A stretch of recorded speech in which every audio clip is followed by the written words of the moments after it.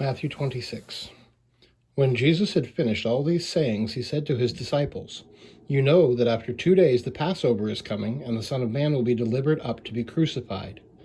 Then the chief priests and the elders of the people gathered in the palace of the high priest, whose name was Caiaphas, and plotted together in order to arrest Jesus by stealth and killing him. But they said, "Not during the feast, lest there be an uproar among the people."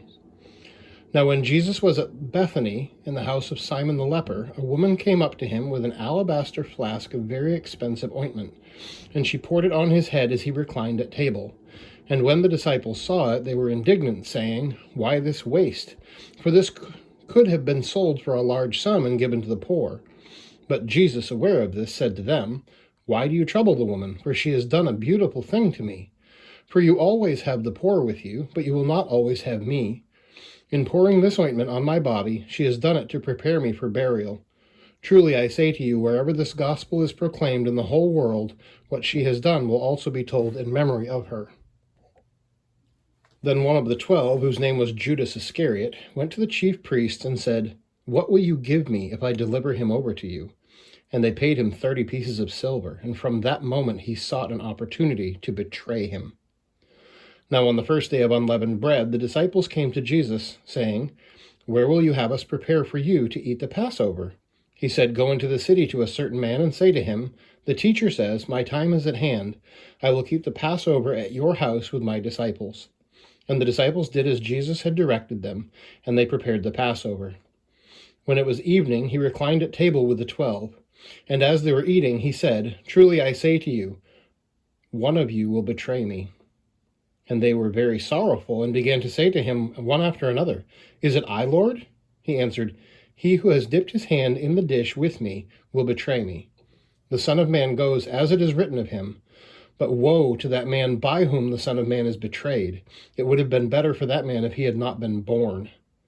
Judas, who would betray him, answered, "Is it I, Rabbi?" He said to him, "You have said so." Now as they were eating, Jesus took bread, and after blessing it, broke it, and gave it to the disciples, and said, "Take, eat, this is my body." And he took a cup, and when he had given thanks, he gave it to them, saying, "Drink of it, all of you, for this is my blood of the covenant, which is poured out for many for the forgiveness of sins. I tell you, I will not drink again of this fruit of the vine until that day when I drink it new with you in my Father's kingdom." And when they had sung a hymn, they went out to the Mount of Olives.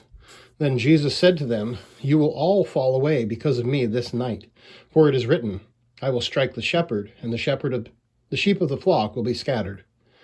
But after I am raised up, I will go before you to Galilee." Peter answered him, "Though they all fall away because of you, I will never fall away." Jesus said to him, "Truly I tell you, this very night, before the rooster crows, you will deny me 3 times. Peter said to him, "Even if I must die with you, I will not deny you." And all the disciples said the same. Then Jesus went with them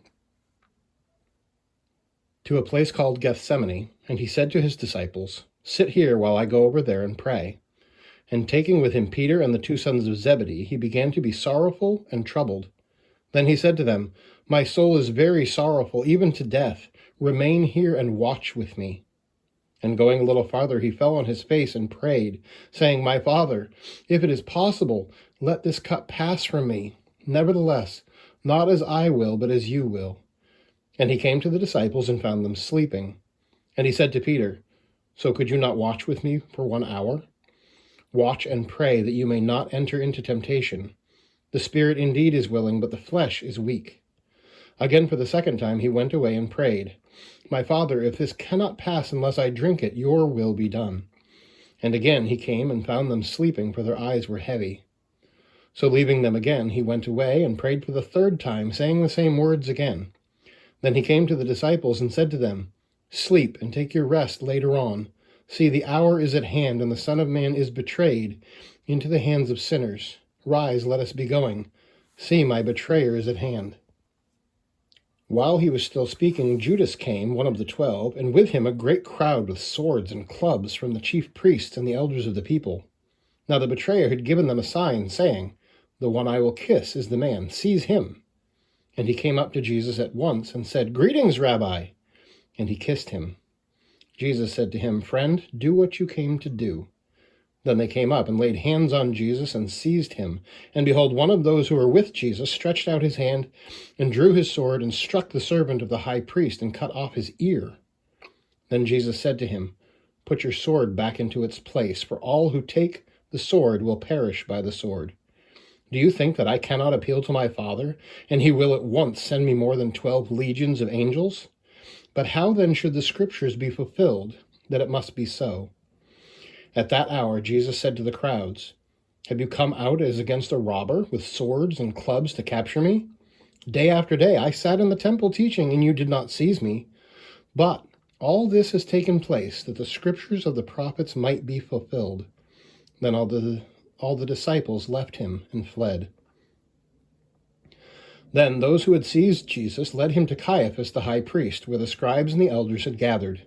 And Peter was following him at a distance, as far as the courtyard of the high priest. And going inside, he sat with the guards to see the end.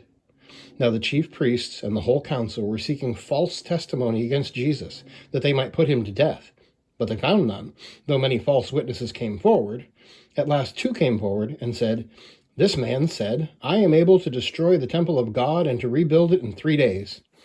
And the high priest stood up and said, "Have you no answer to make? What is it that these men testify against you?" But Jesus remained silent. And the high priest said to him, "I adjure you by the living God, tell us if you are the Christ, the Son of God."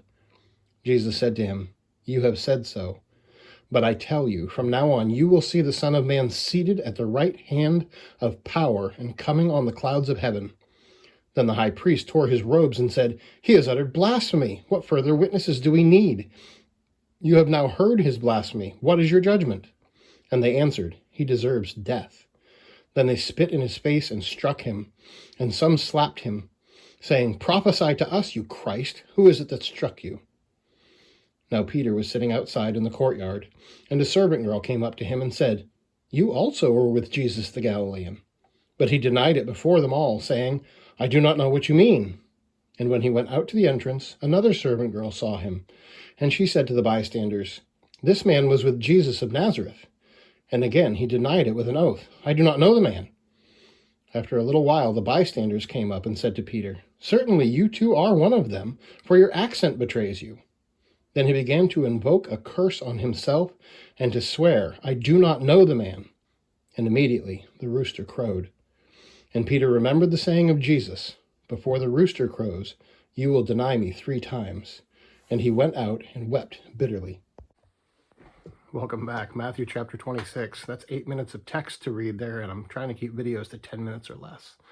I think the major overarching theme in Matthew chapter 26 is certainly that of betrayal. You start out with Judas Iscariot, who walked with Jesus, who saw miracles performed, but we found out even earlier in the text that he was the one that kept the purse strings, so to speak, and he was looking out to take some of the money that was donated and give it to himself.